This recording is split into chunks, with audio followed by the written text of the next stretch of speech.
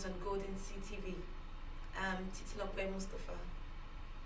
Senate queries State House, MDA's over 969 billion budgetary allocation. The Senate, through its Public Accounts Committee, has queried the State House and 557 ministries, departments, and agencies over the failure to account for 969 billion intangible assets in the 2019 budget. This revelation is contained in the 2019 annual report of the Auditor General of the Federation, being considered by the Senate Public Accounts Committee. Members of the panel, chaired by the Vice Chairman of the committee, Senator Ibrahim Adeja, while considering the report, lamented the huge amount categorized as intangible assets in the 2019 budget, as captured in the Auditor General of the Federation's report.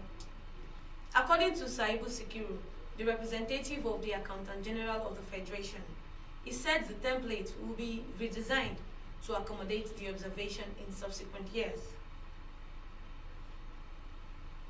PDP suffers setback as WIKE Bori backs Wasei as Speaker of Representatives. Ahead of the June inauguration of the 10th National Assembly, blocked by the country's main opposition, the People's Democratic Party, PDP, to mobilize its members and other minority parties in the House of Representatives for relevance suffered a major setback following the decision of two of its leaders to support the ruling party. Both the Rivers State Governor, Nyesom Wike, and the former Governor of Delta State, James Ibori, have thrown their weight behind the incumbent Deputy Speaker, Ahmed Idris Wasei, to become the next Speaker. The development came as the former Governor of Ogun State and a chieftain of the ruling party, All Progressive Congress, APC, Chief Olusegun Oshoba, also described the Deputy Speaker as his beloved son, whose zone, North Central, deserves the position of Speaker of Representatives. Obi Ezekwesili Islam's Aviation Minister, over 12 billion naira fire trucks. Former Education Minister Obiageli Catherine Ezekwesili has slammed Senator Adi Sirika, the Aviation Minister, for spending over 12 billion on fire trucks. 10 newly acquired firefighting vehicles were deployed to Muritala Mohammed International Airport in Lagos, Nnamdi Azikiwe International Airport in Abuja, and Malam Aminu Kano International Airport in Kano.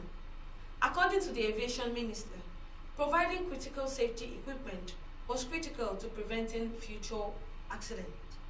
Ezekwesili, on the other hand, pointed out that the fire trucks were expensive and requested more information about them. She even offered to do a public due process review of the procurement. According to the Aviation Minister, she said, no matter what we see, no matter the depth of the strange things that happen in our country, Nigeria, let's resolve to never be weary nor discouraged in our fight for a good society.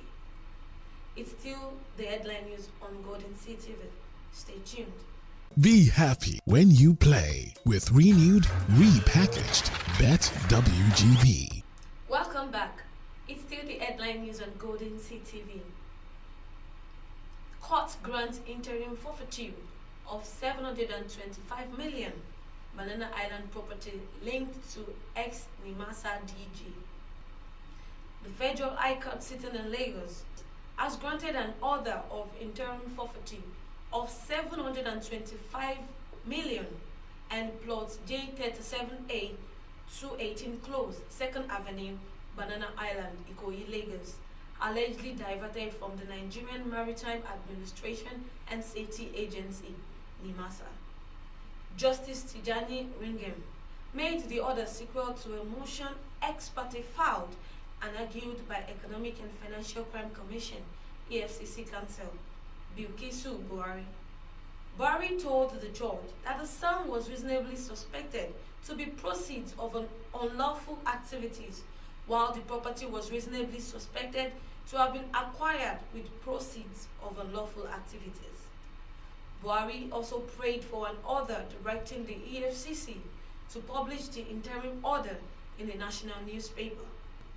For anyone interested in the properties sought to be forfeited to appear before the Honorable Court to show cause within 14 days, while the final order of forfeiture of the said properties should not be made in favor of the federal government of Nigeria.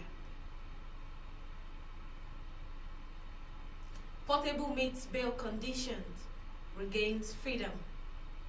Controversial hip-hop artist Habib Okikiola, popularly known as Portable, has regained his freedom from the Ilaro Correctional Center, where he was remanded earlier on Monday. An Ogun State Magistrate Court, Ifo local government area of Ogun State, had earlier on Monday granted him bail and the sum of 300,000 naira.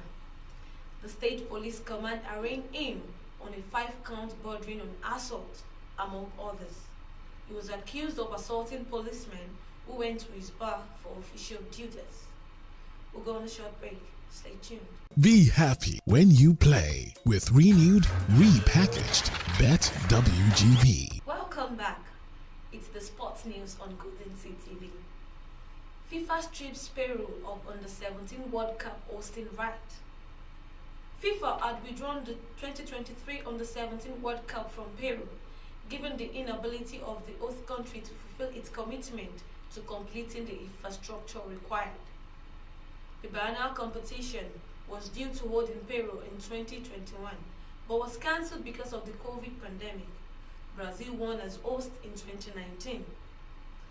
FIFA said in a statement that, despite a very positive working relationship with the Peruvian Football Federation, it has been determined that there was no sufficient time to secure the required investment and complete the necessary work with the Peruvian government ahead of the tournament start date. Nigerian kit for 2023 FIFA Women's World Cup unveiled. Sportswear giant WIKE has unveiled the Super Falcons kit for the 2023 FIFA Women's World Cup. The kit maker shared photos of the Nigerian team's home and away jerseys for this year's competition alongside that of other sides. The Super Falcon away jersey is a darker forest green and combines modern shapes and traditional prints. A close-up of the graphic pattern shows it pays homage to Nigerian's side name, Super Falcon. The sports ministers hails Joshua on defeat of Franklin. The Minister of Sport and Youth Development, Mr. Sunday Dare, has said Nigerian UK boxer Anthony Joshua fought like a lion to defeat his opponent, American Jermaine Franklin, in an international bout on weekend. The former world heavyweight boxing champion defeated Franklin by unanimous decision at the O2 Arena in London on Saturday.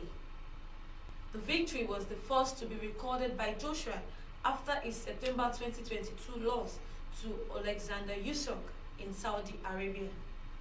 The sport minister noted in his congratulatory message to the Nigerian British fighter that he fought like a lion to defeat his American challenger. He said the former world champion demonstrated the heart of a lion in the encounter and his victory was well deserved. And that's the news on Golden CTV. I'm Titilope Mustafa. Please kindly subscribe to our YouTube channel at Golden CTV.